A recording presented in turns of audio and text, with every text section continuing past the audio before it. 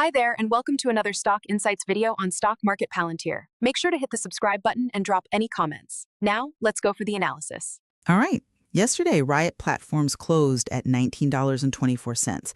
That is a 16.11% move in a single session. But if you just stop at the price, you are missing the real story. The volume. The volume was the anomaly. We saw 54 million shares change hands against a 30-day average of just 19 million.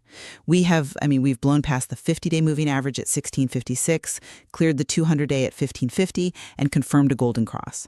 And for those who don't watch the charts all day, that golden cross where the short-term average crosses above the long-term, that is the algorithmic trigger that forces systematic funds to start buying. The algorithms might be buying, sure, but that doesn't mean the fundamentals have actually changed overnight. A golden cross is a lagging indicator. It tells you what has already happened, not what will happen. You're citing these volume spikes as proof of conviction, but what I see is a market getting whipped into a frenzy over a narrative pivot that, frankly, hasn't actually been executed yet. It is not just narrative. It is a structural change in the business model. The catalyst that's driving all this volume is the January 16th announcement. Riot acquired the Rockdale facility land that's 200 acres for $96 million, and at the same time announced a lease agreement with AMD. This is the moment the market stopped asking if Riot is just another Bitcoin miner, subject to the whims of crypto, and started asking if it's an energy sovereign play. Energy sovereign is a fantastic marketing term. I'll give you that. But let's break down what actually happened. Riot sold its core product, Bitcoin, to speculate on commercial real estate. You're framing this as some triumphant evolution into infrastructure? I see a company that's having a bit of an identity crisis. The question isn't, is this a pivot? The real question is, does a management team built for crypto mining actually have the capability to execute a Tier 3 data center build-out? Because they are stepping into a capital expenditure quicksand that has swallowed much more experienced operators. See, you're looking at the sale of Bitcoin as a lack of faith, but let's just strip the emotion out of it for a second. This is infrastructure arbitrage. The power-first thesis is the only viable path forward after the 2024 halving. Look at the math. Block rewards are down, network difficulty is up. If you are just plugging in ASICs and hoping for number go up, you are dying a slow death by margin compression. Riot isn't just buying dirt in Texas. By securing that land in a fee-simple acquisition, they're completely changing their risk profile. Okay, but why does fee simple matter to the average investor? It sounds like legal jargon to justify spending almost $100 million. Oh, it matters. Because in the world of high-performance computing, you cannot be a tenant. Fee simple means they own the land outright. No lease terms, no expiration dates. You can't put billions of dollars of, say, AMD or Microsoft compute infrastructure into a facility where you don't own the ground it's sitting on.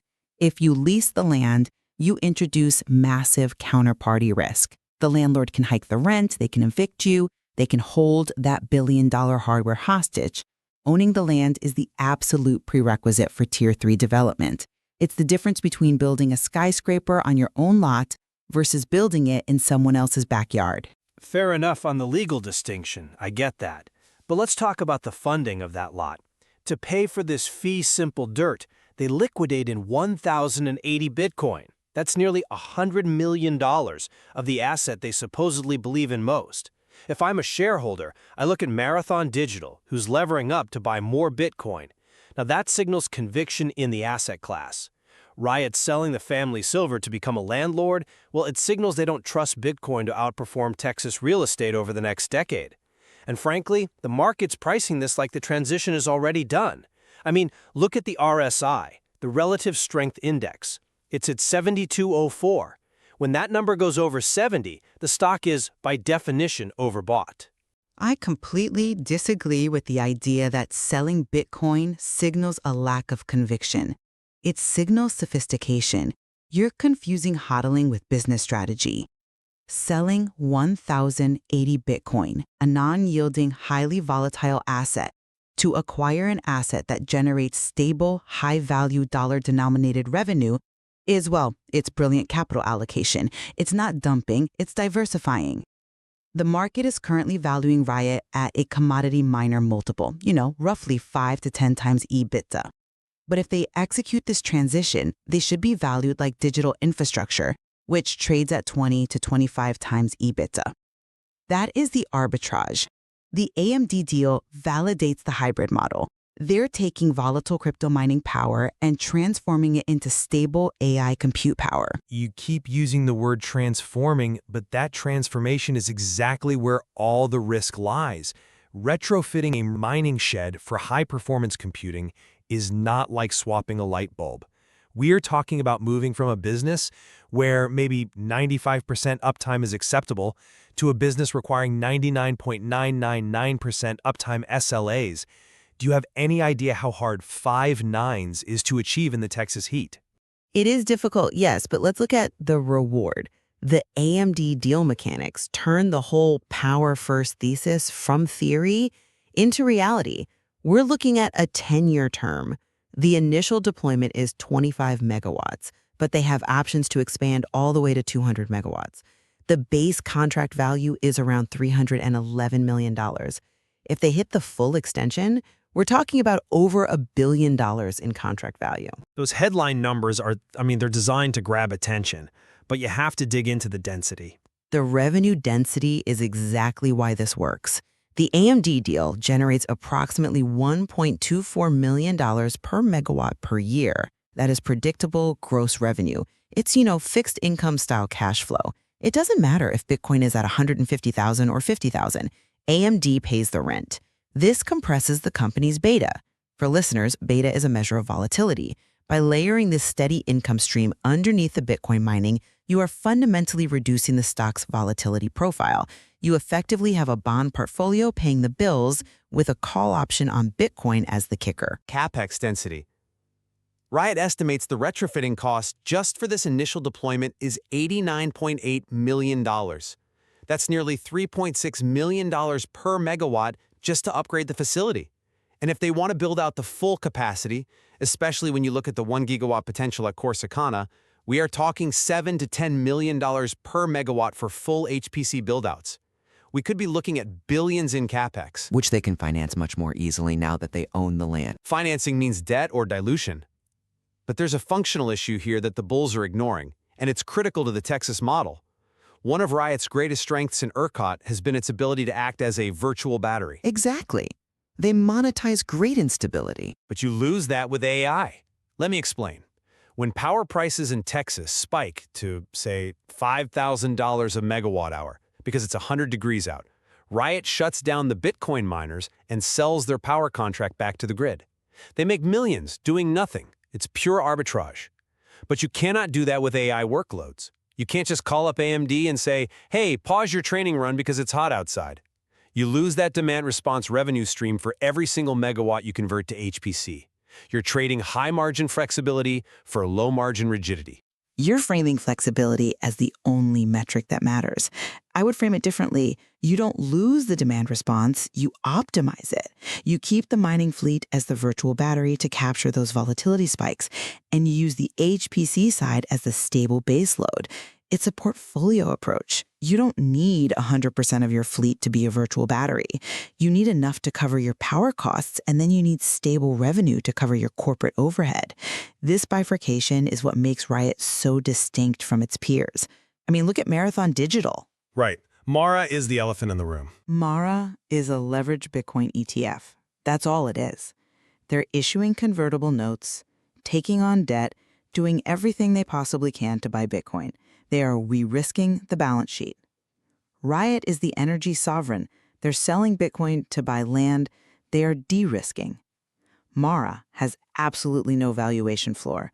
If we hit a crypto winter, Mara is in deep trouble. Riot, thanks to this AMD deal, has won. I come at it from a completely different angle. If we are in a bull market, and let's be honest, that's why people buy these stocks, nobody buys a Bitcoin miner for safety. Mara is the superior vehicle.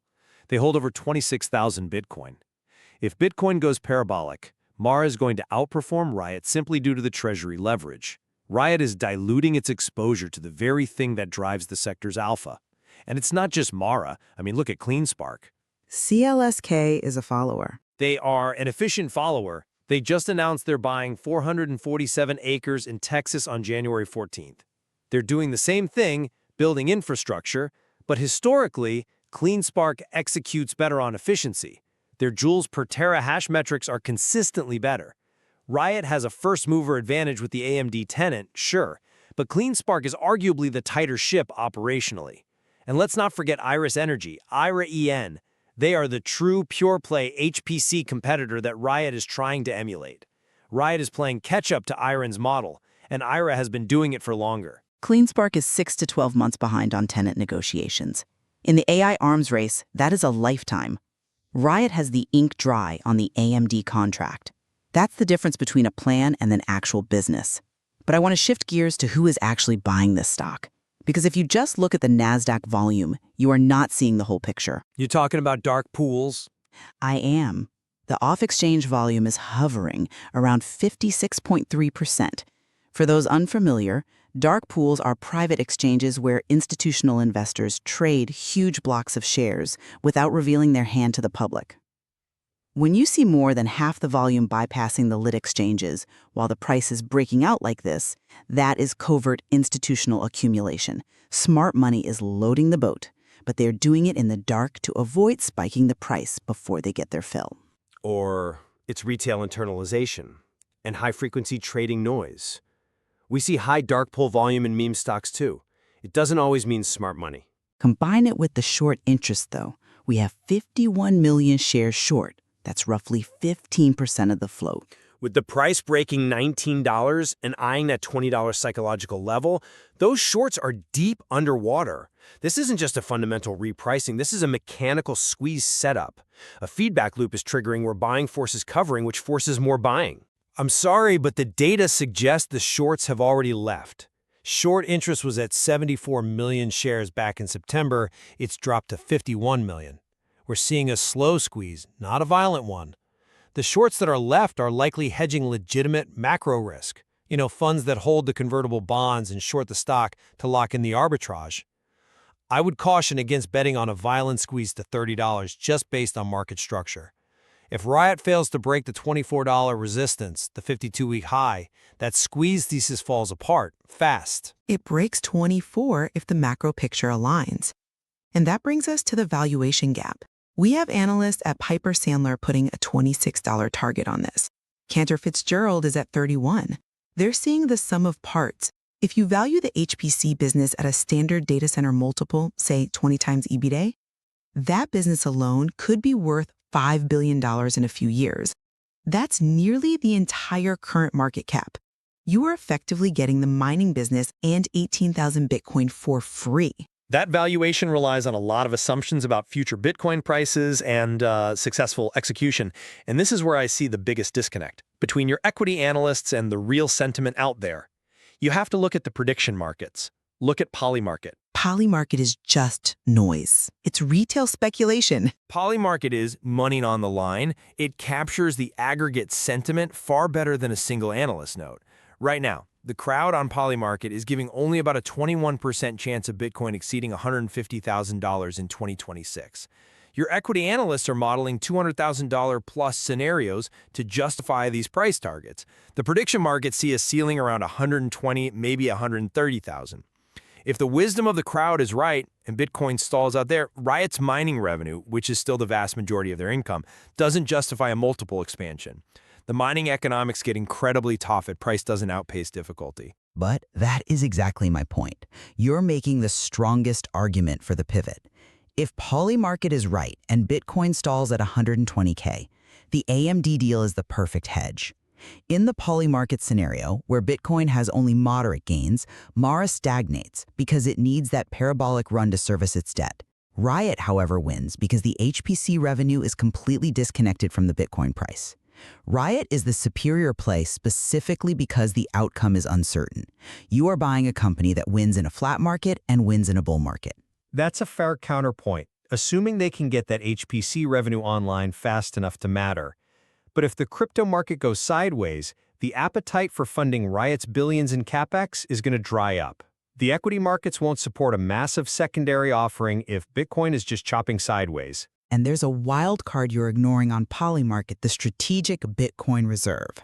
The odds on that have been fluctuating between 24 and 55%. If that happens, if the U.S. government starts buying Bitcoin for its reserves, that is a black swan event to the upside that no model has fully priced in. Riot holds 18,000 Bitcoin. That treasury becomes a strategic asset of national importance overnight. That is a lottery ticket, not an investment strategy. We can't base a valuation on a coin flip in Washington. It's dangerous to tell investors to buy a stock based on a potential government policy change that hasn't even been drafted yet. We base it on the fact that Riot is positioning itself to win regardless of the coin flip. That's the phase shift. They have moved from being a commodity producer to a diversified infrastructure sovereign. The Rockdale land ownership and the AMD tenant prove the concept works. They've turned their biggest constraint, power availability, into their most premium asset. It proves the concept on paper. My concern remains the execution reality. They are culturally shifting from plug-and-play mining to mission-critical data center operations. This transition requires billions in capex, which means dilution risk is still very much on the table. And the disconnect between the equity analyst's optimism and the prediction market's caution suggests we should be very, very careful here. Well, the sector has bifurcated. There is no going back now. Investors have to choose. Do you want leveraged Bitcoin exposure with Mara? Or do you want energy infrastructure with Riot? That is the choice, but for anyone listening, watch that $20 psychological level. If we can't hold that, this breakout might be a fake out. And watch the next earnings call like a hawk. We need to see if that $89 million retrofit budget starts creeping up. If it hits $100 million, $110 million, the whole margin argument starts to dissolve. We will definitely be watching. That 1924 close is just the beginning of the story. The volume tells us the market is finally paying attention. Let's just hope the execution matches the hype. It is going to be a fascinating year for Riot. If you like this video and want to watch more content like this, don't forget to subscribe to the Stock Market Palantir channel. Thanks for watching. See ya.